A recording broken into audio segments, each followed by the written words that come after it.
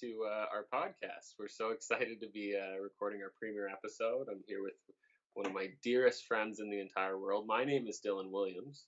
And my name is Elisha Cooper, and this is Enemy. Yeah, and we're here to just discuss, various enemies around the globe throughout time. There is a litany of enemies in this world, and I feel like now more than ever, it's a good time to start sort of calling them out. Talk a little shit. I don't think it's good to have hate in your heart, but I think there's a place for there's a place for hate for some of these individuals. My pick for this week is he's an interesting gentleman. He is, I'd say, of all of the in the plethora of awful Fox News hosts, Tucker Carlson. Tucker Carlson has really taken the cake. I'm just gonna dive right in because I have some fire for you. I've been following this one guy for years and years and years, and it's mostly just because Facebook scrolly video, where you can just endlessly watch a curated, like, kind of learns what you like. Exactly. It's like recommended over and over again. Yeah, and it's this really advanced algorithm. It knows me better than myself. Like, mine is just like, it's basically like Dr. Phil, public freakouts. And a lot of Tucker Carlson, because what happens is when you watch it, I watch it in fits of rage, but I have to watch because I just can't believe some of the things that he's saying. But now Facebook is like, I guess you kind of like Tucker Carlson, and so I get a lot of his content. And Tucker Carlson is a Fox News anchor. He's now the highest paid and most popular Fox News anchor. He was the successor of their former cash cow, which was a gentleman named Bill O'Reilly. Anyone hasn't seen it, make sure to check out the clip of Bill O'Reilly on Inside Edition, his former job before Fox News. A hot mic situation where he is flipping out. I won't do it justice. Just look it up. Just look up Bill O'Reilly freak out, and you will not be disappointed. I used to think he was like the worst possible pundit that you could get. He was deeply unintelligent, didn't even understand the tides. He one time tried to explain the lunar cycle and the tides in a very famous video that was just baffling. But of course, he was also just a blatant racist and just misogynist. And then of course, it all came out. He was embroiled in this whole awful sort of sexual abuse scandal, was fired, ousted from Fox News, and he was like their moneymaker. He was like the dude. Bill O'Reilly was, I think he was by far at the time the most popular, the most widely viewed Fox News host. he has very little wherewithal on any current events, but just he speaks loudly. And he had a show called The No Spin Zone, which is ironic because it was just so much spin. There was so much spin, and he was ousted. And I'm sure Fox News was pissed because he was, his viewership was insane. Then they decided, they were like, okay, he was bad, but what about if we took him and just made, replaced him with someone that was way, way worse? So Tucker Carlson is very right wing. He's almost an extremist. It's insane, some of the things that he says, and he really dances on the line and crosses the line sometimes into sort of blatant racist comments. But the thing that is the most frustrating about him is that he, unlike Bill O'Reilly, who I think even a lot of right wing people thought was an idiot, he is very articulate. He's a fantastic debater, and he's sort of, he's a clean cut guy. He's younger, and that's what's so dangerous, is that he has made some of these ideas appear to be acceptable in the mainstream, and that's one of the most that's actually a hugely pervasive thing in media these days. Anyway, he used to be actually on CNN, and I don't know if you know, but CNN is pretty centrist now, I guess. Like, they're certainly not without their issues, but they used to be a little further right wing. And they had a show called Crossfire, and it was a sort of pseudo debate show where they had someone from the left and then Tucker on the right, but they were really just agreeing with each other in a sort of farcical way. And one of my heroes, Jon Stewart, went on their show after he was just lambasting them constantly on the Daily Show, and they invited him on, And again, if you have a chance to watch this clip, please do, everyone that's listening here, because it is one of the most clinical undressings of a man in public. Like Jon Stewart, it's like a 10-8 round every round. Like Jon Stewart just destroys him.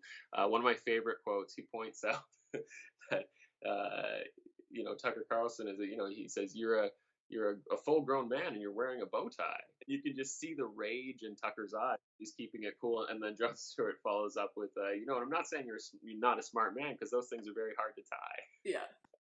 And it's beautiful. So I'm going to show you now just a little clip from, a former Daily Show correspondent that Stephen Colbert, that I think will kind of sum it up, or at least prep the stage for why I hate him so much. Check this out. It is nuts. Folks, we have a lot of fun here talking about some of the horrible things the president says on camera. But it's not fair to single him out, okay? A lot of people say terrible things. And by a lot of people, I mean Tucker Carlson. He has been saying just awful stuff for years. In fact, between 2006 and 2011, Tucker spent an hour a week calling into a shock jock radio show hosted by a gentleman named Bubba the Love Sponge. Anyway, Media Matters went through all of the Tuck's appearances with Mr. Sponge, and evidently Tucker is none too kind to the ladies. For instance, here's one from 2010 where Tucker's talking about then Supreme Court nominee Elena Kagan. But I do feel sorry for her in that way. I feel sorry for unattractive women. Yeah, well, she could certainly, shape it up a little bit. Lose 10 or 15 pounds, get a tan, fix those teeth. It's just absolutely fundamental. Physically, the problems are this woman, fundamental. She's never going to be an attractive. Let's talk. That is... I get it. Yeah. Pretty unreal. These were former interviews. They're from like 2010, right? So it's come out recently. And I quote his sort of Twitter non-apology for these events, because of course he's gone more mainstream now, and although he says slightly more subtle but still extremely hateful things, he was hoping, of course, this interview would not be found. And he apologized by saying, so I was caught saying some naughty things a decade ago. It's like, my man, just so he's beyond repair. But again, I think the thing about him, lots of people say stupid stuff. Lots of people say hateful stuff. But I feel like when someone has, again, the viewership that he has, how damaging that can be is insane. He has received so much support from the Grand Wizard of the KKK is always tweeting about thank you, Tucker Carlson, for telling the truth and all this kind of stuff. And he's not going to come out and say I agree with the KKK, but of course he does. And it's just terrible. Just absolutely terrible. Yeah, he is easily my pick for just one of the most dangerous men in America right now. I think even more dangerous in some ways than Donald Trump, because I think some people, I'd say actually a lot of Republicans are not on board with Donald Trump, and I don't think it's bad to be a Republican intrinsically, right? Yeah. But Donald Trump is more of a buffoon. That's why this is more dangerous, and I just think it's just it's something that needs to end. And the funny thing is that when Jon Stewart went on Crossfire and embarrassed them so badly, of course he hoodwinked them, because he was supposed to come on and talk and be funny, right? That was the thing, and he just completely that he led to that show ultimately being canceled because they just looked too bad. They couldn't come back from it. It was just too embarrassing for everyone involved. So yeah, Tucker's my guy.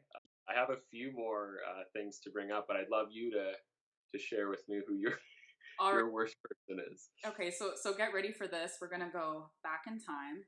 Nice. To not too far ago, 1800s, and we're gonna be talking about Nathan Bedford Forrest.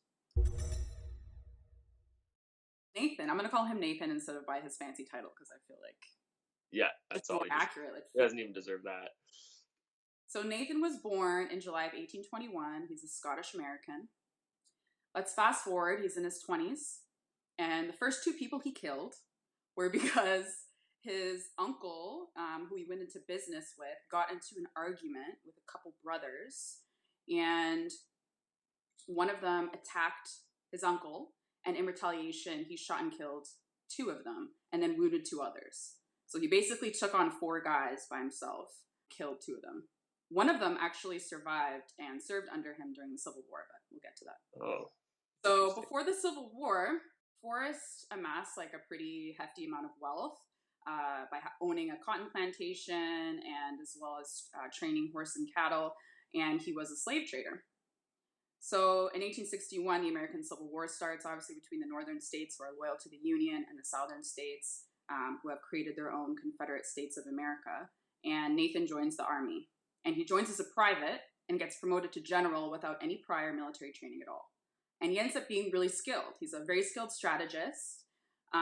He's known as the Wizard of the Saddle because he's an excellent cavalry leader as well. And then he gets into this little stint in 1864, where his troops confront Union troops, which are mostly black soldiers with some white supporters, in what is called the Battle of Fort Pillow in Mississippi. Sounds like it would be gentle, but it's not. So it sounds like it would be a good time, but it probably wasn't. Right? No, it wasn't. There was a Union garrison that was posted at Fort Pillow. The fort stands on a really high bluff, and apparently it's kind of difficult to defend because you can't like shoot down.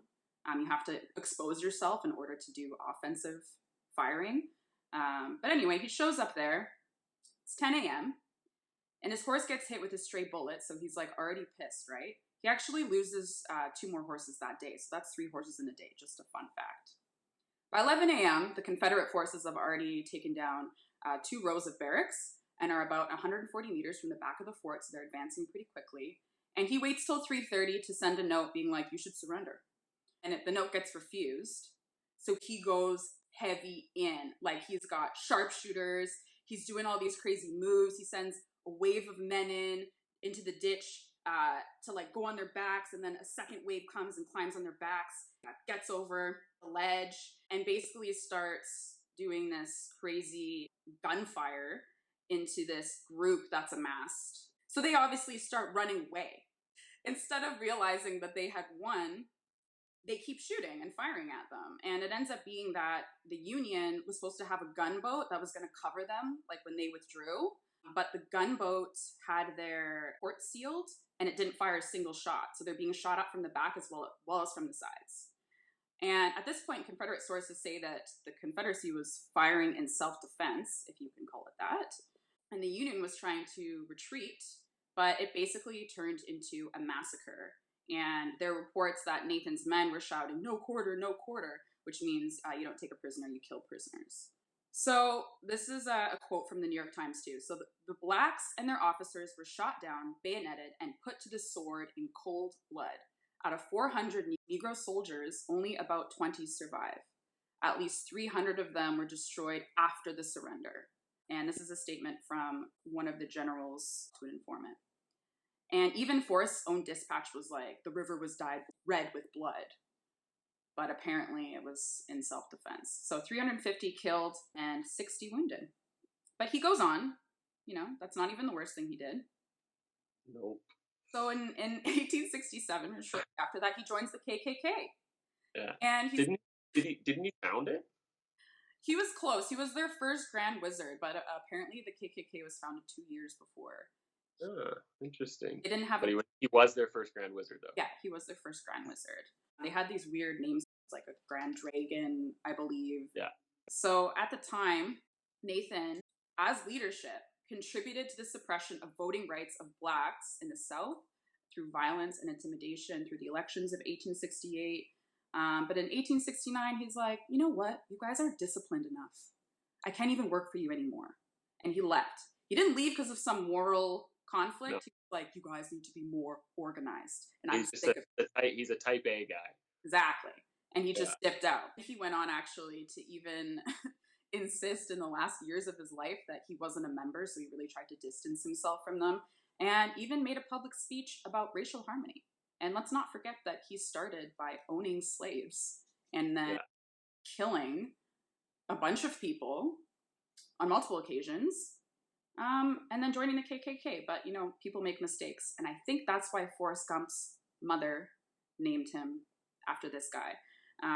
Because in the movie Forrest Gump, he was apparently named after their ancestor, who was Nathan, Scottish Irish American.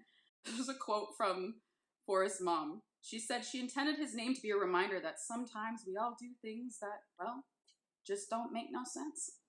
Do we have to cancel Forrest Gump? I mean, well, because, or at least Sally Field. On the list. Because, yeah, I don't think that logic tracks. Like, right? She should have named. Like, would you be proud of that? I don't know. There's like mistakes leading up to that, right? mistakes were made.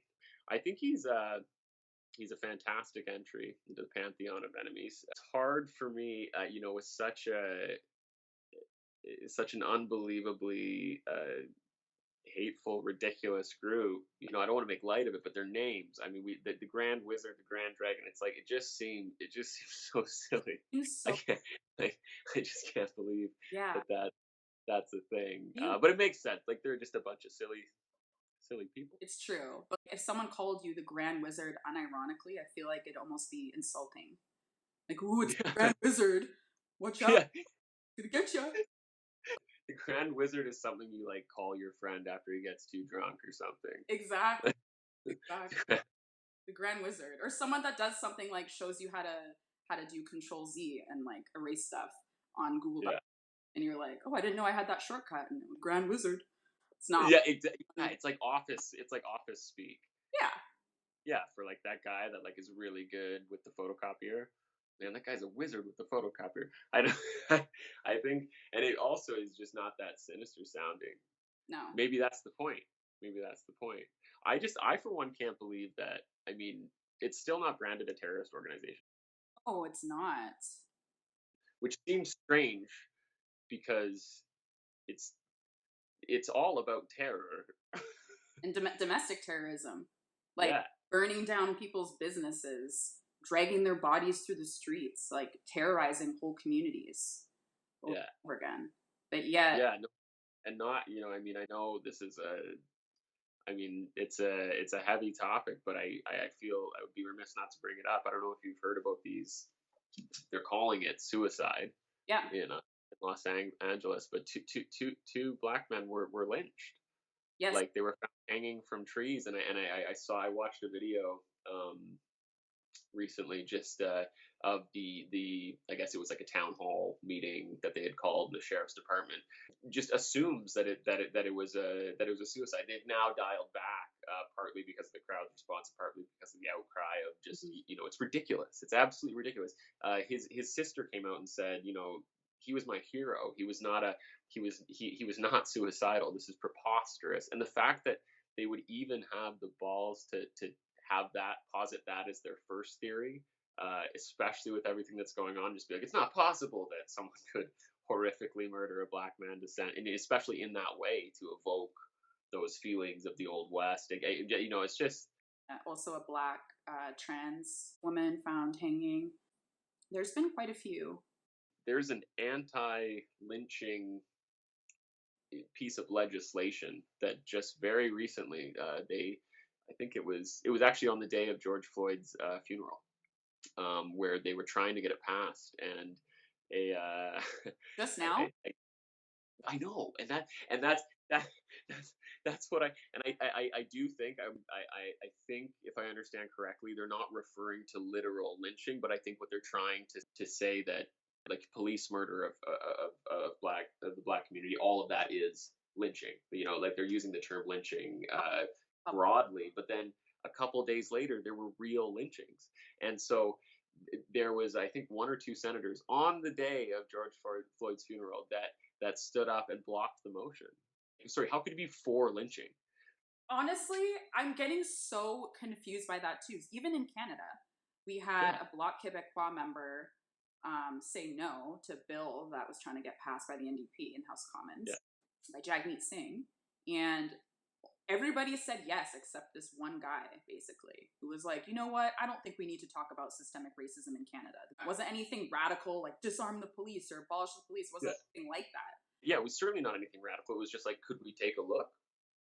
Could we take a look at this? And apparently, I watched the video, this or the response video from Mr. Singh after it had happened. There was something about the video where he was talking about, he's choking back tears when he's talking about it, that was so raw, and there was something about it that,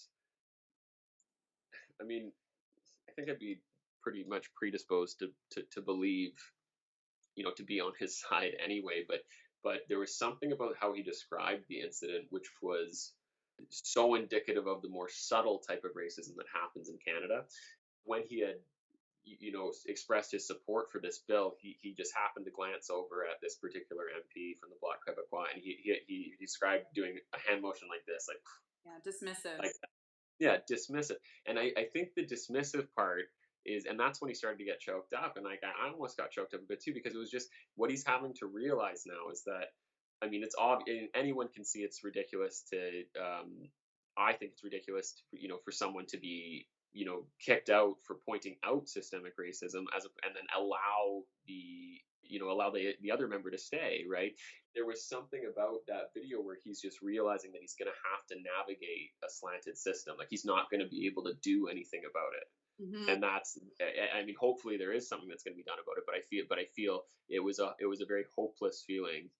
I'm stunned by this. And I'm also just stunned by how much resistance there is in Canada to, when if we say something, about racism or systemic racism in Canada, it's people take it as an affront to their nation, even if there's someone that is non-identifiable racist, is it doesn't matter. People are getting so offended just at the thought that there could be something not polite happening in Canada, and like, let's just let go of that. Canada's not polite. No, they're so defensive about it, and people I know. go and they'll get so worked up and be like, "Well, we're not the States, and things are different here." And they, at the same time, our education system in Canada really failed a lot of us. Like, it took us as adults basically understanding the full extent of the residential school system here, that we did have in Canada, how we did use Indigenous bodies and Black bodies for labor here. So when people say stuff like, "Oh, we're different," they kind of minimize our own challenges that we have in those communities, which have been saying stuff for a really long time, that there's a problem for generations and generations. It's not new. But then yet now it's like they're all surprised and don't want to talk about it because it's too uncomfortable. Yeah, and it's not polite to talk about. No. That's the you know what I mean, and that's part of the problem, is that I feel like it's, for some reason, the outcry.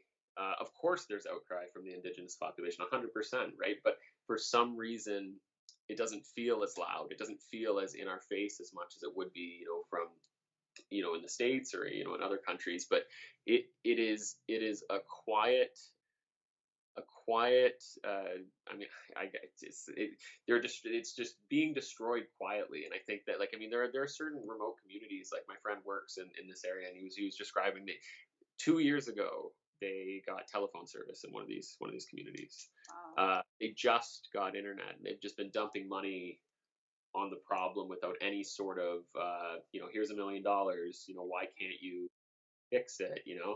And it breaks my heart. You know that in St. Mary's School, which is downtown, it's kind of near Beacon Hill Park. It used to be a residential school. I didn't know that.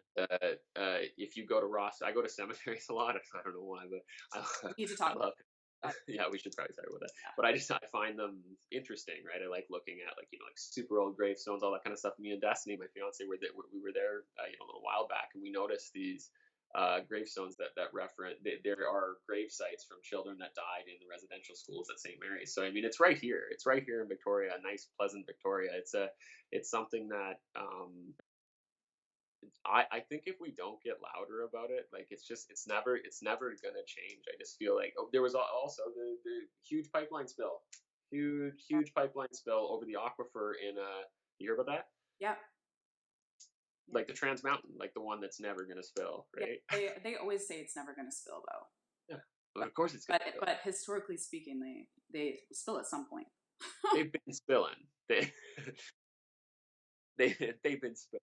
Yeah. Yeah. And I think you're totally right too. And I think it starts as well though in people needing to be accountable at home and like in their lives with their family members.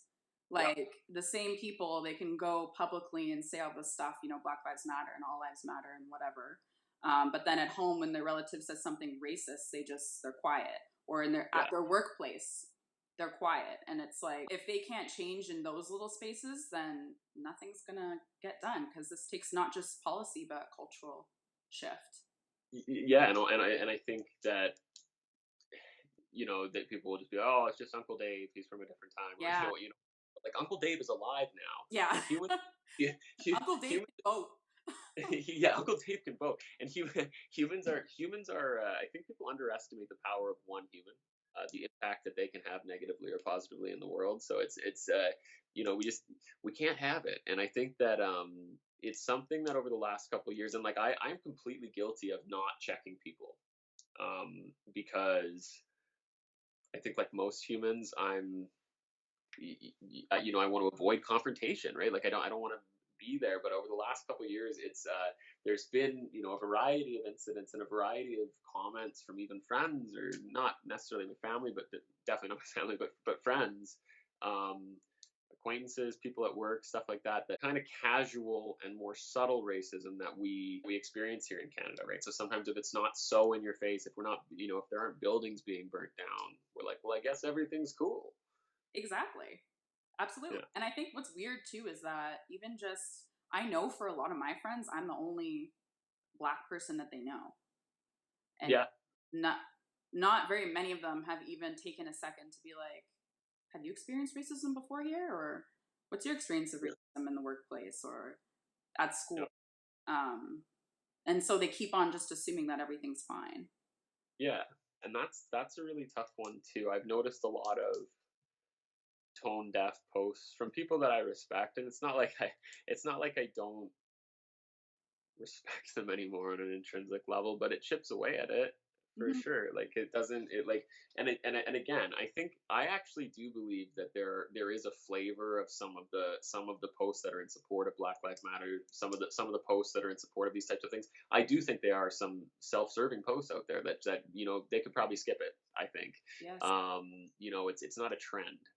It's not a hashtag. Yes. It's something that needs to continue. And so I feel like, and the problem with that then is I'll tell you my recent sort of struggle with that is that, like, I'm a comedian, and I post you know, lots of jokes online. I am a community outreach worker as well, so I sometimes mix it in with, you know, that kind of stuff, and it can be kind of confusing on my page. But I think what is very clear is I'm an attention-seeking individual. So I over the whole week, you know, the blackout week when we were you know, to attempt to minimize white voices, or not minimize, but just give a space, you know, give more of a platform to the people that have been being oppressed. During that week, I really, really struggled because I have, you know, I have a good story, which I'll tell you in a sec, that I did want to share. I desperately wanted to share it, and I wanted to, because it's a teensy platform, but I do have a little bit of a platform, at least here in town. And so I struggled. I went back and forth because I was like, I don't want to come off a certain way. I don't want to look like I'm attention seeking. I don't want to look like I'm making this about me. And I had an epiphany one day that I was just like, let's say all that does happen. Is that really worse than what's been happening to, right? And so I was like, fuck it. And I threw up a post, and I spent a long time crafting it because it is something that matters to me, and I'm sure I probably lost a few friends over it, and good riddance. I just don't care. They can take themselves out. I think it's like, Yeah. not here for it. No, I'm gonna tell you a story about my mom. My mom is, I think everyone feels this way about their mom, so I kind of feel like but I can't overstate it enough. She is a literal angel. She is the most positive, so the nicest person that you'll ever meet. I don't think she's ever done anything wrong, and like, I've been watching, and she is so positive, and even about, you know, tough things, she will try and apply some sort of positive spin to it. We took a lot of road trips growing up, and we we came from pretty humble means, and so these road trips were like our vacation. Our main stuff was just sort of touring through BC and touring through Canada. We drove across Canada, and it was an amazing thing that we did. We loved it. It was very important to us, and we were driving through a town in BC. I'm not going to put the whole town on blast because I don't really feel that's fair. We're driving through a town in the interior of BC, and I wanted to stop to get some food, and so I, from way back in the back of the minivan, I was like, "Hey, Mom, can we stop?" And she said no, in a kind of harsh way. And I was like, "What? Why? What's going on?" And she was like, and I'll never forget the language she used, because this is like as horrible a swear word that she could possibly say. She said, "We are driving through the armpit of BC," and it was just like, that's like, I was like, "Oh my god!" She would never say, she would never use such language, and it was just a strange way of putting it. But I was immediately intrigued, and so I asked, and I said, what what happened here? And she said, in, I think it was late '70s, no, mid '70s, I think she was there, doing a little road trip with one of her Black friends and one of her Indigenous friends, and they went to a diner, and they were like legit refused service. And so they said, my mom could come in, but they would have to stay outside. And I guess for me at that time, because I don't think that anyone, especially people from, the privileged class that I belong to, I don't think that anyone is devoid of, unconscious or conscious bias. I really don't. I feel like it's pervasive in all people, as much as people want to try and deny it. But at that time, when I was, very young, I truly thought that like racism didn't exist in Canada. I thought it was something that happened in movies, something that happened in the South and the States, right? It's something I was aware of, but to hear that, it was really really eye-opening for me. We were just like silent for the next like 20 minutes, and it was tough too, because I could just see the sort of like pain in my mom as she was talking about it, right? Because it 30 years later deeply upset her, right? And so I was thinking about that story, and I was thinking about, more deeply about what what responsibility that I sort of need to take here. And I guess basically I had to take a look at the fact that I don't believe that I have racism in my heart, but what I do believe is that I haven't necessarily been an effective ally. And so and I think that sentiment is something that sometimes people are scared to talk about, that because they don't, of course, you don't want to be branded a racist or even be branded an almost racist, right? But that is the only way for things to start to heal. The only way to do it is to not be of the mind that is someone else. That's not me. Yes, And, absolutely. Like, this isn't something, a Black issue to empathize with. no. It's a white issue. It's everybody's problem. And until it's Yeah. recognized as affecting everybody, which it does, it's not gonna be changed. No, definitely not. I'm glad that we've been able to talk about this, because it's kind of it's definitely been weighing on me. It's something that is, and I mean, I feel like it should have been weighing on me heavier for many years. But it's just, and that's, I own that. That's something that is, I'm not super proud that I haven't really done enough. But anyway. So I feel like, though it's growth, though. So it's growth. Yeah. And that's fine. I mean, and I think, yeah, and I don't think any of my sentiments have changed, but I think just having, because again, I don't, act with racism in my heart, and I would never say that. I don't believe that's true, but I just, you don't know what you don't know until you look at it. Mm-hmm. You don't know. And I started just going through interactions in my life, just starting to think back, like what, and really looking into it. And it's something that you have to be, not afraid of doing. I have another hate on, but I just love to give you some closing words on this topic. I'm gonna actually say that Tucker is the bigger asshole. Yeah. Okay, so he wins. Yeah, I think actually wins, even though he hasn't killed anyone. that we know. And what Nathan did is no excuse, him being a product of his time and maybe even eventually realizing that what he did was wrong. We have the internet now. Like, what's his excuse for not educating himself before going and perpetuating the lies and these like inherently racist comments to the masses? And the other thing as well, I'll give you the answer. It's that his net worth is $20 million. Ugh. That's why he does it. $20 million this guy is worth.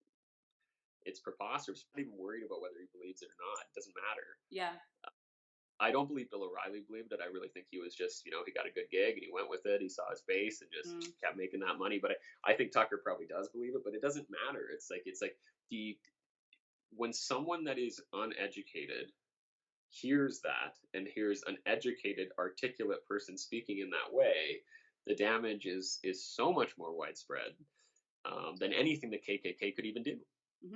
Because now you have a bunch of radicalized people, or even a bunch of slightly radicalized people, which then become more radicalized. So it's just, And then social media too makes it even worse because these same people only talk to each other, so they create little echo chambers and just gas each other up all the time, like we're so right, this is the right thing, and then they dismiss all other arguments that are coming from an actual place of knowledge or even experiences in these communities, lived experiences.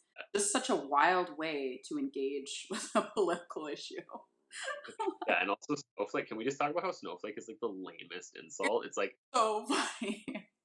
I'm glad we've had the chance to talk about it because it's just something that I've been talking about it a lot lately, but I truly believe that most of our friends or people that will watch this, hopefully this is business as usual for them, but I hope maybe some people do take a look and actually do some hard thinking on it, because it's something that it needs to happen. It needs to happen now. Not to shift gears drastically here, but I thought we'd maybe end on a slightly more humorous note. It's not even funny. I'm really upset. So I recently took up gardening, and it's been so shockingly therapeutic for me. And it's a little memorial garden for my grandma who passed away, who taught me how to garden, and I used to do a lot of landscaping with her and stuff, and I have a little sign up for her in it, and I poured maximum effort into this thing, and and I can't even believe that this is a point in my life where I'm truly excited to get home and water the garden and just sort of regard the plants, and it's been a hugely positive thing for me. And the other day I was on the phone with you actually, and you saw the live reaction. I grabbed the phone, put it out the window to be like, look at my garden, look at this bounty, it's so beautiful. And then I was showing you, but not actually looking at the garden. And then I looked and I was like, wait, what?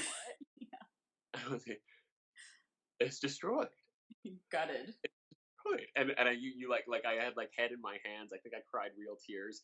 I went outside and the entire thing, I think I probably had about 40 different types of plants. We had a lot of flowers, lots of vegetables, cucumbers, zucchinis, cabbage, carrots, kale, Swiss chard, collard greens, the whole shebang. And it took a long time, a lot of effort, a lot of love.